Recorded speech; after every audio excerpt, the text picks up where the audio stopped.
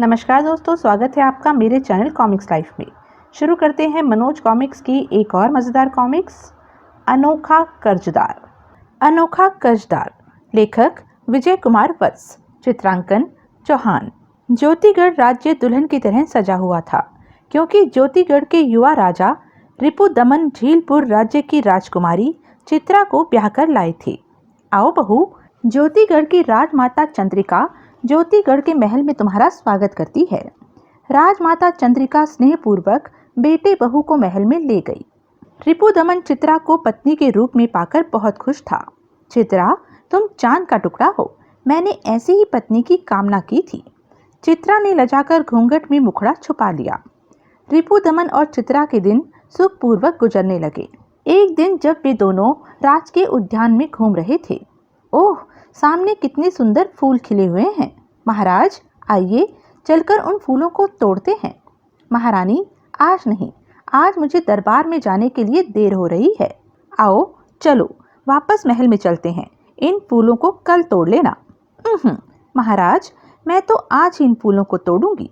चित्रा की जिद देखकर रिपुदमन झल्ला उठा। महारानी, कभी कभी तुम बच्चों जैसी हटकर बैठती हो। जाओ, तुम जाकर फूल तोड़ो, मुझे दरबार जाना है। ठीक है महाराज, आप जाओ, मैं अकेली ही फूल तोड़ने चली जाऊंगी। कहकर चित्रा अकेली ही फूलों की ओर चल दी। तब रिपुदमन भी महल की ओर चला गया। फूलों के पास पहुंचकर चित्रा ने 3 फूल तोड़े। ओह, कितने कोमल व सुंदर फूल हैं। काश जब भी मेरी बेटी हो वह इन फूलों के समान कोमल और सुंदर हो। अगले ही पल फूलों के बीच एक देवी प्रकट हुई। महारानी चित्रा, तुमने अभी अभी मन में जो सोचा था वह पूरा होगा। तुम्हारी बेटियां इन फूलों के समान सुंदर और कोमल ही होंगी, क्योंकि तुमने एक नहीं 3 फूल तोड़े हैं। इसलिए एक एक वर्ष के अंतराल के पश्चात तुम्हारे 3 सुंदर व प्यारी प्यारी बेटियां होंगी। पर 8-8 वर्षों तक तुम्हें अपनी तीनों बेटियों को सावधानी से महल में ही रखना होगा, वरना उन पर कोई बड़ी विपदा आ सकती है। हे देवी, मैं जी जान से अपनी तीनों बेटियों की 8 वर्षों तक रक्षा करूंगी। 8 वर्षों तक उन्हें कतई महल से बाहर नहीं जाने दूंगी। लेकिन इस प्रकार की भविष्यवाणी करने वाली आखिर आप हैं कौन? क्या मैं आपका परिचय जान सकती हूँ? क्यों नहीं महारानी, सुनो, मैं संतान की देवी हूँ। मैं इधर से गुजर रही थी कि तुमने इन फूलों को तोड़कर इन फूलों के समान ही सुंदर संतान की मनी मन कामना की, सो तुम्हें आशीर्वाद देने यहाँ रुक गई। तो क्या सचमुच ही मेरे इन फूलों के समान सुंदर और कोमल 3 पुत्रियां होंगी? हाँ महारानी। तब चित्रा ने श्रद्धापूर्वक उसे प्रणाम किया। संतान की देवी चित्रा को आशीर्वाद दे अदृश्य हो गई। चित्रा खुशी खुशी महल वापस लौट आई। इस घटना के ठीक 9 माह पश्चात चित्रा ने फूल के समान कोमल व सुंदर पुत्री को जन्म दिया। महारानी, हमारी बेटी बहुत सुंदर है, हम इसका नाम सोनल रखेंगे। महाराज, ये आपकी बेटी है, आपको जो भी नाम अच्छा लगे वही रखिए, पर मैं आपसे एक वचन लेना चाहती हूँ। कैसा वचन महारानी? महाराज, जब तक सोनल 8 वर्ष की नहीं होती तब तक यह महल से बाहर नहीं जाएगी। मैं स्वयं ही इसकी देखभाल किया करूँगी। रिपुदमन ने आश्चर्य से उसकी ओर देखा। महारानी, यह कैसा वचन लेना चाहती हो तुम? सोनल को 8 वर्षों तक महल से बाहर नहीं जाने दोगी और महल में इतने नौकर चाकरों व दास दासियों के होते हुए तुम खुद अपनी बेटी की देखभाल करोगी? हाँ महाराज, मुझे वचन दीजिए कि मेरी इस इच्छा को आप अवश्य पूरा करेंगे। रिपुदमन सोच में पड़ गया। कुछ देर सोचकर उसने चित्रा से कहा, ठीक है महारानी, आज पहली बार तुमने हमसे कुछ मांगा है। हम तुम्हें वचन देते हैं कि तुम्हारी इस इच्छा को पूरी करने में हम कोई रोड़ा नहीं अटकाएंगे। सुनकर चित्रा ने चैन की सांस ली। चित्रा बड़े लाड़ प्यार से पुत्री सोनल का लालन पालन करने लगी। सोनल 1 वर्ष की हुई तो चित्रा ने दूसरी बेटी को जन्म दिया। महारानी, हमारी यह बेटी तो सोनल के समान ही सुंदर है, इसका नाम हम सोनम रखेंगे। महाराज, इस बार भी मैं आपसे एक वचन और लेना चाहती हूँ। रिपुदमन ने आश्चर्य से उसकी ओर देखा। तुम इस बार भी वचन मांगना चाहती हो महारानी? हाँ महाराज, सोनल की तरह सोनम भी 8 वर्ष तक महल में मेरी ही छत्र छाया में रहेगी। उसका लालन पालन केवल मैं ही करूंगी। चित्रा, मैं नहीं जानता कि अपनी बेटियों को 8 वर्ष तक इस प्रकार महल में कैद करके रखने के पीछे तुम्हारा क्या प्रयोजन है। पर सोचता हूँ एक माँ अपनी संतान का हमेशा भला ही चाहती है।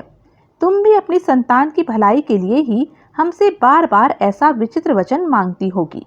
अतः हम एक बार फिर तुम्हें वचन देते हैं कि तुम्हारी यह संतान भी तुम्हारी इच्छा अनुसार ही पलेगी। मुझे आपसे ऐसी ही उम्मीद थी महाराज। अब चित्रा सोनल और सोनम का पालन पोषण करने लगी। सोनम के जन्म के 1 वर्ष पश्चात चित्रा ने तीसरी पुत्री को जन्म दिया। महारानी, हमारी यह बेटी भी फूल के समान कोमल है, इसलिए हम इसका नाम कोमल रखेंगे। कोमल के जन्म पर चित्रा ने एक बार फिर रिपुदमन से अपना पहले वाला वचन मांगा। रिपुदमन ने उससे कहा, महारानी, इस बार भी हम तुम्हें अपना वचन पूरा करने का वचन देते हैं। अब चित्रा सोनल, सोनम व कोमल तीनों का पूरे लाड प्यार के साथ पालन पोषण करने लगी। इस प्रकार धीरे धीरे दिन गुजरने लगे। चित्रा हरदम तीनों बेटियों की देखभाल में व्यस्त रहने लगी। उसे संतान की देवी की चेतावनी याद थी, इसलिए सोनल, सोनम व कोमल की सुरक्षा व देखभाल के प्रति वह हर समय सावधान रहती थी। तीनों को महल की दहलीज से बाहर कदम तक न रखने देती थी। बस यहीं से इन्हें वापस महल में लौटा ले चलूं। चित्रा अपनी बेटियों को राजमहल के बगीचे तक में नहीं जाने देती थी। बेटियों की सुरक्षा का विचार हर समय उसके मन पर हावी रहने लगा था। उसकी खातिर उसने भी महल से बाहर आना जाना छोड़ दिया था। बेटियों के साथ बैठकर तरह तरह के खेल खेलना और उनका मन बहलाव करना, यही उसके जीवन का मुख्य उद्देश्य हो गया था। उसकी यह व्यस्तता देखकर कभी कभी राजा रिपुदमन सोचता, क्या राजमहल के अंदर बंद जिंदगी से महारानी चित्रा उकताती नहीं।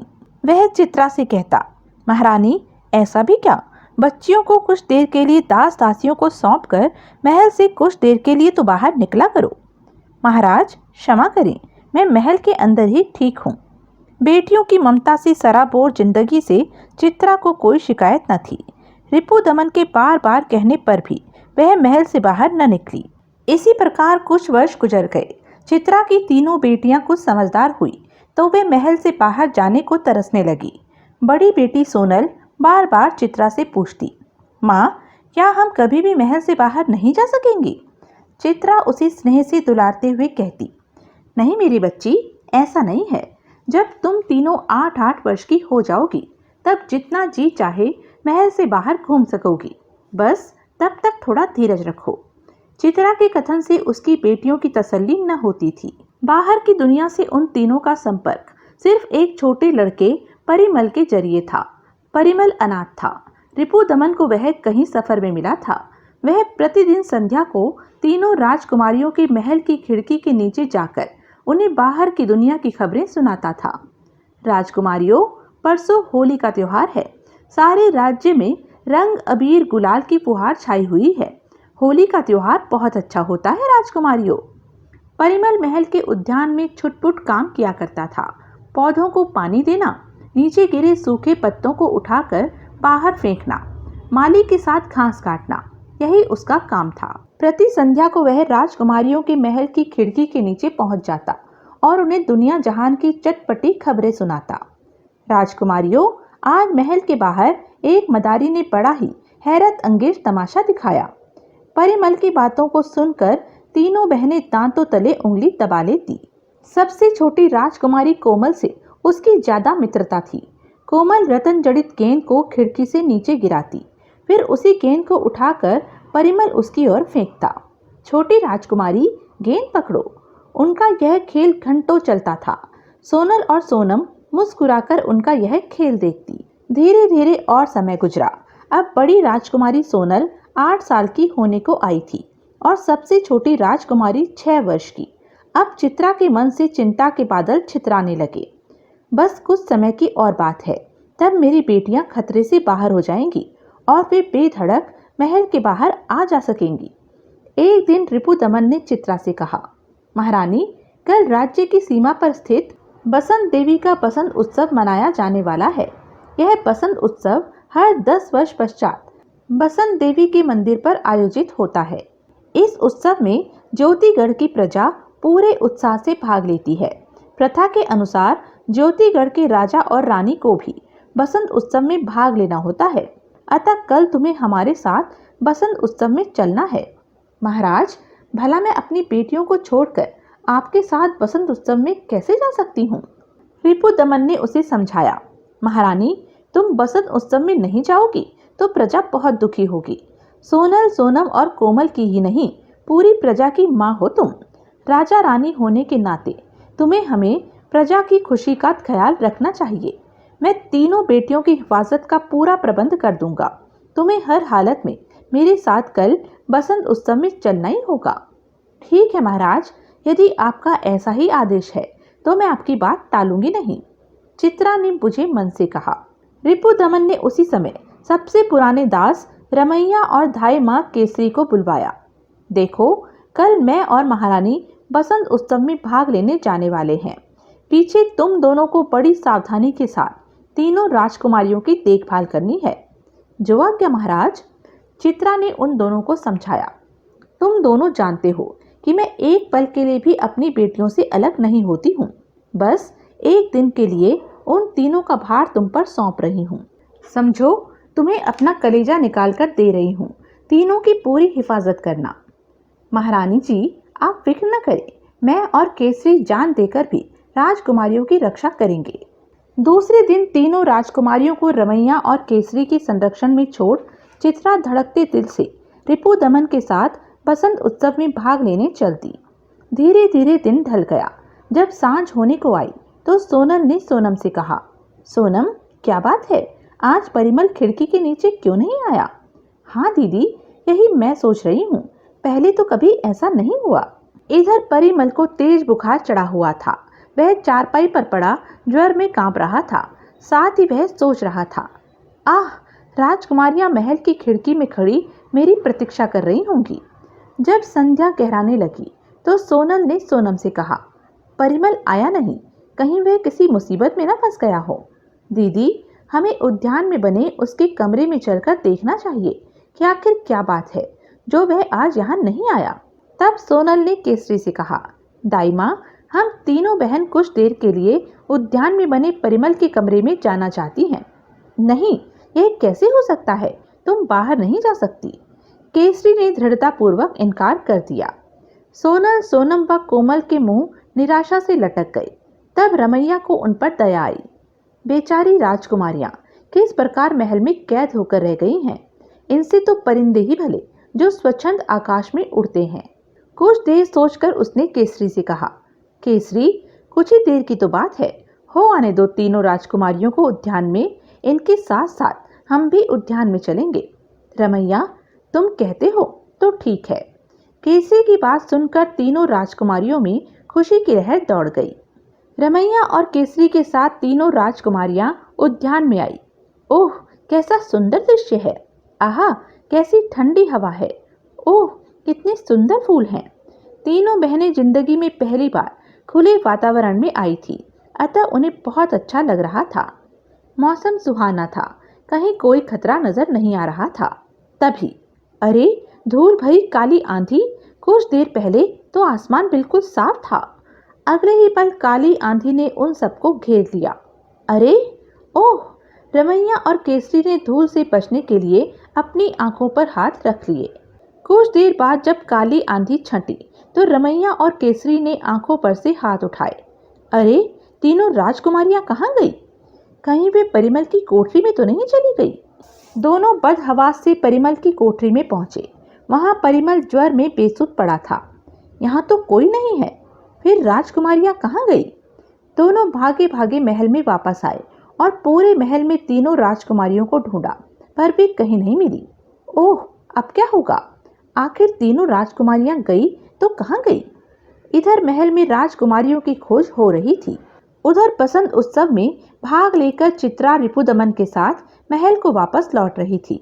महाराज, न जाने तीनों राजकुमारियां महल में कैसी होंगी, मेरा तो दिल घबरा रहा है। महारानी, कुछ ही देर बाद तुम महल में पहुंचने वाली हो, स्वयं अपनी आंखों से अपनी बेटियों की कुशलता देख लेना। जैसे ही रथ महल के बाहर जाकर रुका, महाराज, चारों ओर यह सन्नाटा कैसा है? तुम्हारा भ्रम है महारानी, सब कुछ पहले जैसा ही तो है। वे दोनों महल में पहुंचे तो रमैया और केसरी मुंह लटकाए उनके सामने आ खड़े हुए। रमैया, केसरी, तीनों राजकुमारियां कहाँ हैं और यह तुम दोनों के मुंह क्यों उतरे हुए हैं? रमैया और केसरी उसके कदमों में गिर पड़े। महारानी, हमें क्षमा कर दो, हम अपराधी हैं। चित्रा हकबकाई सी बोली। आखिर बात क्या है? तुम दोनों इस प्रकार क्षमा क्यों मांग रहे हो? महारानी, तीनों राजकुमारियां न जाने काली आंधी में कहाँ गायब हो गई हैं। उन्हें चारों ओर ढूंढा पर वे कहीं न मिली। क्या? रमैया ने डरते डरते चित्रा व रिपुदमन को सारी बात बताई। सारी बात जानकर चित्रा गश खाकर गिर पड़ी। आह, मेरी बेटियां! बहुत देर बाद जब उसे होश आया। महारानी, तुम ठीक तो हो ना? चित्रा झटके से उठी। महाराज, मेरी बेटियां कहाँ हैं? अगले ही पल वह घुटनों में सिर देकर सिसक उठी। महारानी, धीरज रखो। देखो, वे मेरी भी तो बेटियां थी। मुझे भी उनके बिछुड़ने का बहुत दुख है, पर इस प्रकार तुम्हारे रोने से क्या वे वापस आ जाएंगी? महाराज, मैं ही अपराधिनी हूँ। न मैं आपके साथ बसंत उत्सव में उन्हें अकेला छोड़कर जाती, न वे महल से बाहर निकलती, न उनके साथ यह दुर्घटना घटती। शायद तुम ठीक कह रही हो महारानी, पर दोषी तुम नहीं, मैं हूँ। मैं ही जिद करके तुम्हें बसंत उत्सव में ले गया था। राजकुमारियों के इस प्रकार गायब हो जाने से सारे ज्योतिगढ़ में दुख की लहर दौड़ गई। 4 दिन बाद जब परिमल का ज्वर उतरा, अब मुझे चलकर महल की खिड़की के नीचे पहुंचना चाहिए। कई दिन से राजकुमारियां मेरी राह देख रही होंगी। वह झोपड़ी से निकलकर महल की ओर चल दिया। तीनों राजकुमारियों को मैं अपने बीमार हो जाने के बारे में बताऊंगा। फिर वह महल की उस खिड़की के नीचे जाकर बैठ गया जिस खिड़की में से राजकुमारियां उससे बातें करती थी। सांझ होने पर जब तीनों राजकुमारियां यहाँ आकर मुझे बैठा देखेंगी तो बहुत खुश होंगी। धीरे धीरे सांझ घिराई। परिमल वहीं बैठा राजकुमारियों के आने की प्रतीक्षा करने लगा। सांझ बीत चली। धीरे धीरे रात घिराई है। पता नहीं राजकुमारियां आज महल की इस खिड़की पर क्यों नहीं आई। अभी वह यह सब सोच ही रहा था कि महल के उद्यान का माली वहां से गुजरा। अरे परिमल, यहाँ बैठा क्या कर रहा है? माली की आवाज सुनकर परिमल चौंका। माली काका, मैं यहाँ बैठा खिड़की पर राजकुमारियों के आने की प्रतीक्षा कर रहा हूँ। आज वे अभी तक महल की खिड़की पर नहीं आई हैं। परिमल की बात सुनकर माली ने ठंडी सांस खींचते हुए कहा, परिमल, राजकुमारियां अब कभी इस खिड़की में आकर नहीं बैठेंगी। क्यों भला? तुम ऐसा क्यों कह रहे हो? तब माली ने राजकुमारियों के गुम होने की घटना परिमल को बताई। माली से सारी बात जानकर तीनों राजकुमारियां मेरी झोपड़ी की ओर आती हुई काली आंधी में गुम हो गई। ओह, यह क्या हुआ? वह सोचने लगा। राजकुमारियां मेरे ही कारण गुम हुई हैं। न वह मुझसे मिलने मेरी झोपड़ी की ओर आती, न काली आंधी में गुम होती। मैं उन्हें ढूंढ कर ही रहूंगा। यह सोचकर वह उठ खड़ा हुआ। मुझे आज ही तीनों राजकुमारियों की खोज में ज्योतिगढ़ से चल देना चाहिए। और परिमल उसी समय राजकुमारियों की खोज में ज्योतिगढ़ से चल पड़ा। न जाने तीनों राजकुमारियां इस समय कहाँ और किस अवस्था में होंगी। वह अनजान दिशा की ओर बढ़ता गया। तो यह थी अब तक की कहानी। आगे की कहानी जानने के लिए बने रहें मेरे साथ। और हाँ, मेरे चैनल को लाइक, शेयर और सब्सक्राइब करना ना भूलें। और कमेंट करके ज़रूर बताएं कि यह वीडियो आपको कैसा लगा। धन्यवाद।